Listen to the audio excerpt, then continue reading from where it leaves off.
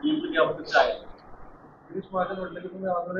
म्हणजे या प्रश्नाचं उत्तर द्यायची मला काही आवश्यकता वाटत नाही. एक साधी गोष्ट आहे की नाथाभाऊ भाजपमध्ये यायला धडपड करतात. नाथाभाऊची इच्छा आहे.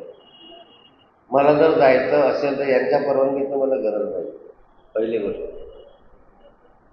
फार पूर्वीपासून भारतीय जनता पार्टीत काम करणारा कार्यकर्ता होतो. 40-42 वर्षामध्ये यांच्यापेक्षा वरिष्ठांशी माझे संबंध चांगले आहेत, आजही आहेत. पक्षाचे तत्वाशी मतभेद असू शकतात, पण व्यक्ती म्हणून मी कधी कधी एकमेकाशी मारामारी केल्याने निवृत्त दिली. असं काही नाही की मोदीजी, नड्डाजी, अन्य विनोदजी, राजनाथ सिंह यांना मी कधी भेटलो नाही असंही नाही. रक्षाचे माझ्या घरात खासदार असल्यामुळे अनेक वेळा त्यांच्या माझ्या भेटी स्वाभाविक होणं स्वाभाविक आहे. परंतु माझ्या पक्षाचे मी एकनिष्ठ राहिलं. आणि सर्वात महत्वाची गोष्ट आहे, मी आता भाषणामध्ये सांगितलं की आमच्या अनिल पाटील असतील का आमचे दिलीप भाऊ असतील, त्यांचा 4 महिन्याचा आमदार आहे. मी 5 वर्षाचा आमदार आहे पवारसाहेबांच्या कृपेने आणि मजबूत आहे. 5 वर्षाची आमदारकी सोडून परत जावं असं काही मेजर कारण असलं तर आतापर्यंत कारण जे होते ते संपले. ईडी ते बऱ्यापैकी तेव्हाच जायला पाहिजे होतं किंवा आजही जायला पाहिजे होतं.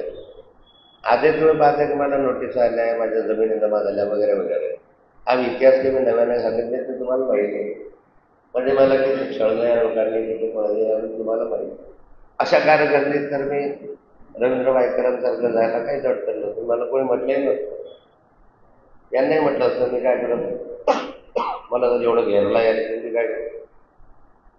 माझी मनापासून इच्छा नाही आहे. आणि जेव्हा माझी इच्छा होईल तर मी पवार साहेबांना कळलं.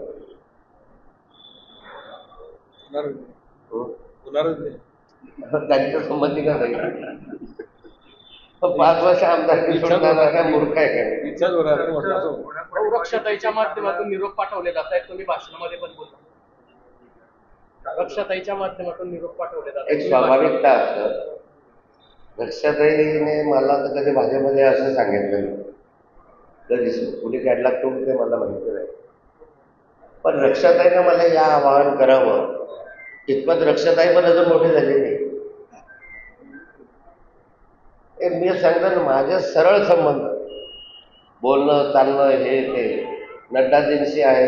हे मी कधी लपवून ठेवलं नाही. पवार साहेबांना माहिती आहे.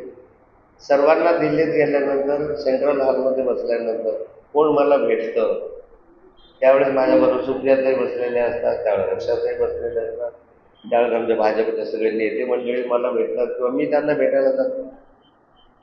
म्हणून व्यक्तिगत सोडलेले नाही आहे. तर सोडावं काय सोडावं. पण मला एवढं समजतं की माननीय शरद पवार साहेबांनी मला 6 वर्षासाठी आमदारकी अशा कालखंडात मिळून दिली त्यावेळेस मी अंधारात होतो. आणि ते सोडण्याचं काही एखादं प्रमुख कारण असं नाही आहे. आणि मी कोणतीही गोष्ट पवार साहेबांच्या सल्ल्याशिवाय आजपर्यंत तरी केलेली नाही. अजूनही आता तसा काही विषय माझ्या डोक्यामध्ये आता तरी या क्षणाला नाही. पुढच्या क्षणाला मोकळेपणे पत्रकार परिषद घेऊन मी असं लपून छपून जाणार नाही, उघडपणे जाईल. पण पवार साहेबांच्या सल्ल्याने जाईल.